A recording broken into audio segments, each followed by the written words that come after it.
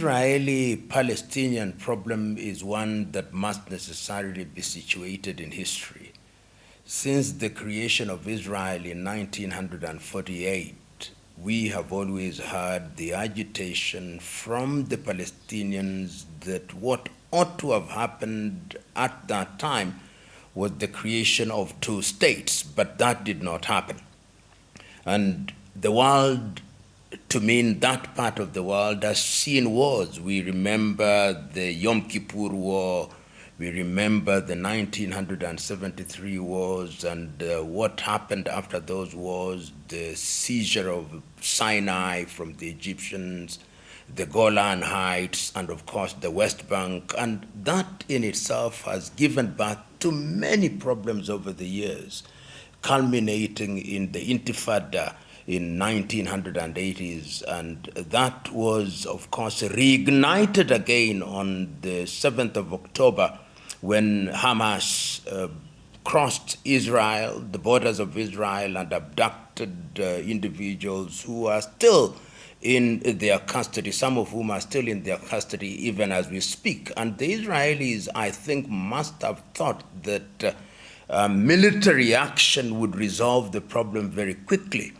But almost 1 year later, the problem has refused to go, with the consequence that the world now talks about a genocide, with the consequence that international institutions such as the International Court of Justice and, of course, the UN having pronounced themselves on the issue and indicted individuals who are within the high ranks of Israeli polity and, of course, Hamas.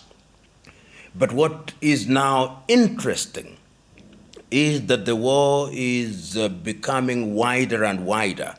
Initially, it was being prosecuted against Hamas and geographically was restricted to the Gaza Strip. But we now see the involvement of other organizations which traditionally are aligned to Iran and are aligned to Hamas, such as the Houthi in Yemen and Hezbollah in Lebanon. And the relationship between Hezbollah and Israel is particularly interesting. We remember in the year 2000, in the early 2000s, the Israelis actually had boots on the ground with a view to neutralizing Hezbollah. And when Hezbollah, of course, was defeated, if you may, depending on who you talk to, when the conflict was stopped, there was the understanding that Hezbollah would be disarmed, but they were never disarmed. And they have become an important political player in the Lebanon polity, such that they are in parliament in Lebanon, they are stronger than the regular Lebanese army, and some hold the view that they are also a proxy for the Iranians who have vowed that Israel must be wiped off the face of the earth. And as we know now, immediately after the Gaza problem erupted, they said that they would ensure that the Israelis withdraw and they themselves are on a war footing. What has happened in the recent past, which has now escalated into what is essentially a full-scale war, coupled with the pager explosions and the elimination of high-ranking officials, is now opening a completely new chapter. Because when you listen to the Israeli general, they don't want boots on the ground. But we have now seen that quite a number of military targets are being raided by the Israelis. And when one is dealing with Hezbollah, the Israelis have an interesting view. They hold the view that to the extent that Hezbollah uses civilian facilities to host combatants, every other place that is so defined is therefore a legitimate military target.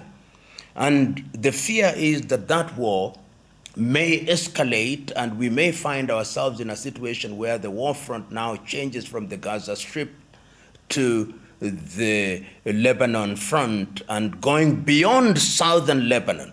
What is unique about this war is what I think has been the level of preparation of Hezbollah. I think they have been preparing in a very big way, and we have seen some of the drones that they have shown demonstrating that they have infiltrated the Iron Dome and take photographs of military facilities, and some of their rockets are even reaching Tel Aviv. So this is a new chapter that could lead to an escalation. And when it leads to an escalation, it may go beyond Lebanon, it may go into Syria, it may go into Jordan, even if they like it or not. It may, of course, go into Yemen because the Houthis are active.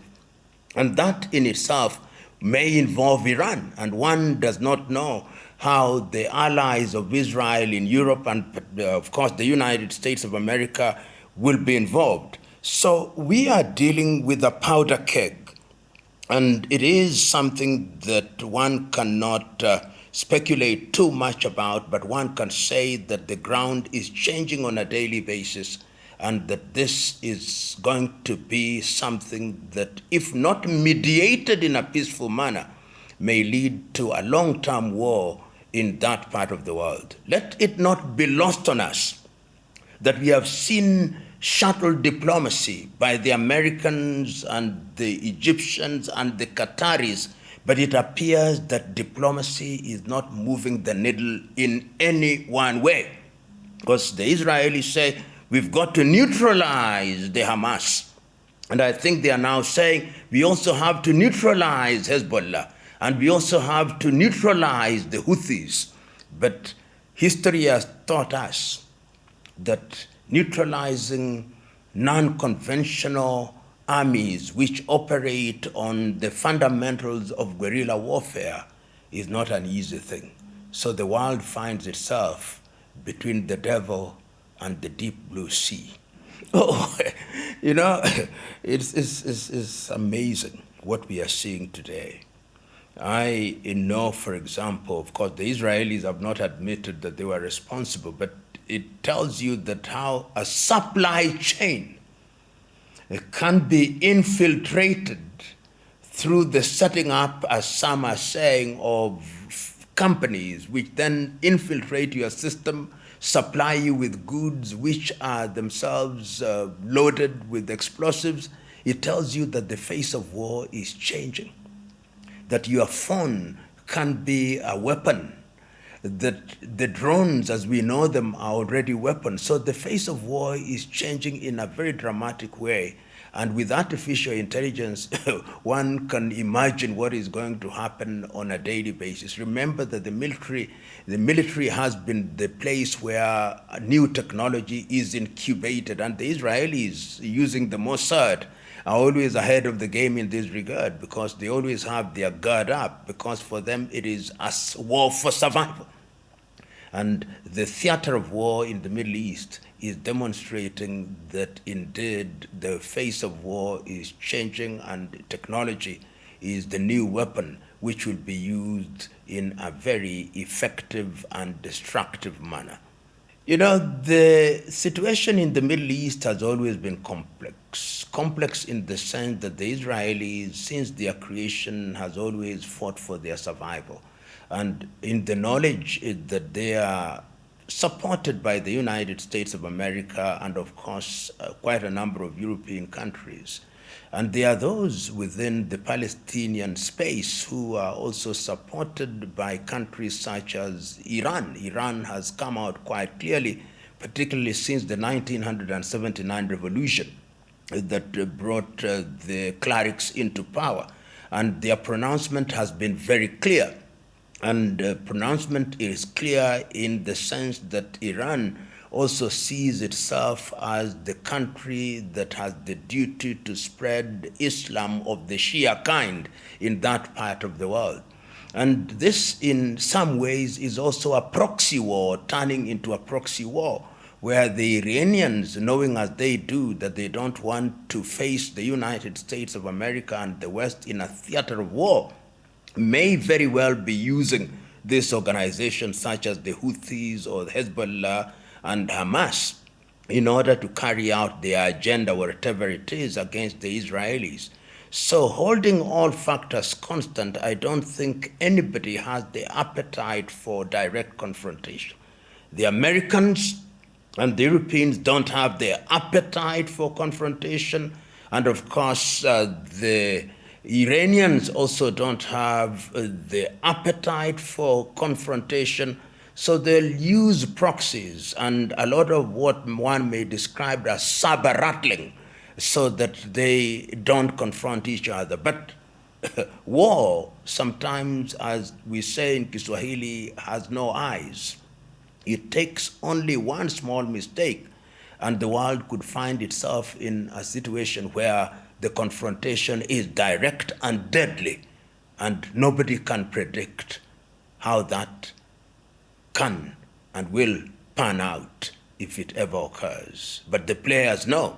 When you see shuttle diplomacy, it is a statement that people are afraid. No matter how strong they feel, they know that nobody can quite predict the outcome of war and its impact on those who survive it. All wars end with peace. And the history of the world has taught us throughout the ages and in the more recent past with the creation of the League of Nations and its collapse and the creation of the United Nations in 1945 after the end of the Second World War, it was thought that the UN would be the body that would be in the forefront of dealing with such matters. But we have seen in the war in the Middle East that attempts by the Secretary General of the UN, Antonio Guterres, have not yielded any fruits. We have seen that even intervention by the International Court of Justice, which was moved by South Africa, has not yielded any results. What we are seeing is a world where there are countries which have now made the decision that we are not going to respect any injunction from international bodies. So you find a UN that is neutralized and neutered, and you find a United Nations, or rather United States of America, which is becoming more and more unilateral in its actions and therefore is no longer a respecter of the decisions of the UN unless those decisions are in its favor. One would have thought that the European Union would also have the appetite for intervening, but you and me know that the European Union is very much in many ways in matters military acts at the behest of the United States of America. One would have thought that even a weak body such as the African Union would have some leverage, but really nobody cares about the opinion of the African Union. One would have thought that China, which is an emerging power, would also bring its weight to bear, but I think China is too cautious. China does not want to annoy or seem to align with any part, so that it is left to the combatants. It's left to Israel in the case of the war between them and Hamas. It is left to the Palestinian leadership to realize that this war is not winnable.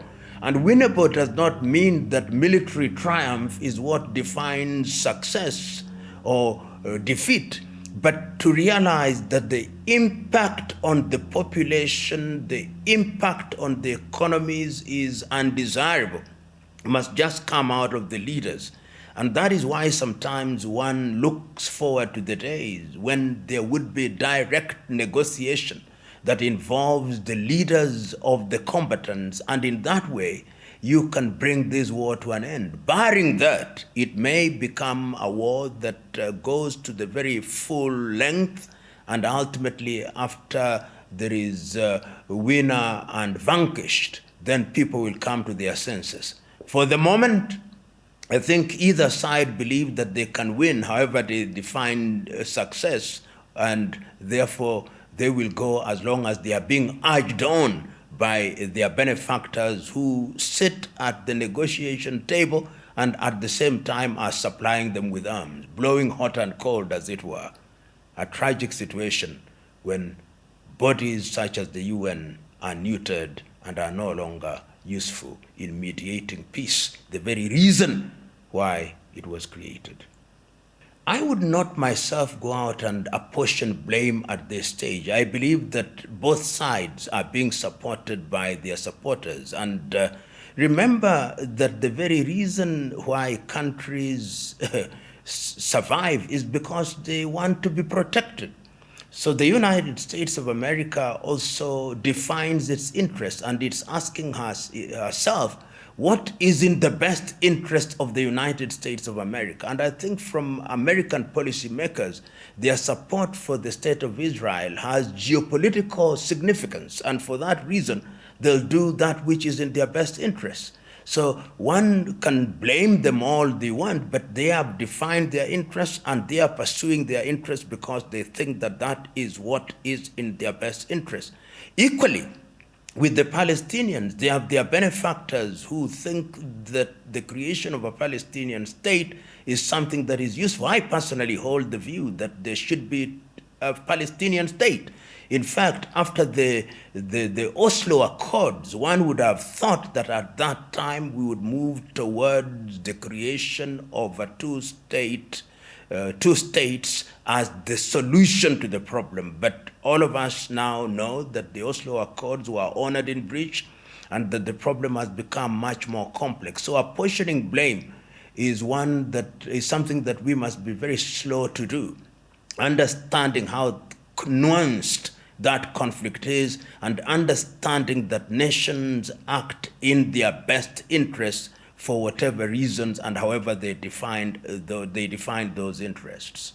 The relationship between man and God, particularly in the context of war, is one that is very complex. If you look at the holy books, you look at the Torah, you look at the Christian Bible, you look at the Muslim Quran, war is something that is ever there. So people can claim peace and say many things about peace, but human conflict is inevitable, and many times people ignore religious sanctions and injunctions, and they engage in war anyway.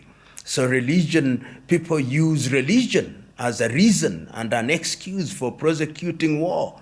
And people fight in the belief that they are defending their religion. As long as men and women think in that way, religion can be used in different ways to prosecute war and to defend the indefensible. And that has been the history of man and the history of religion throughout the ages.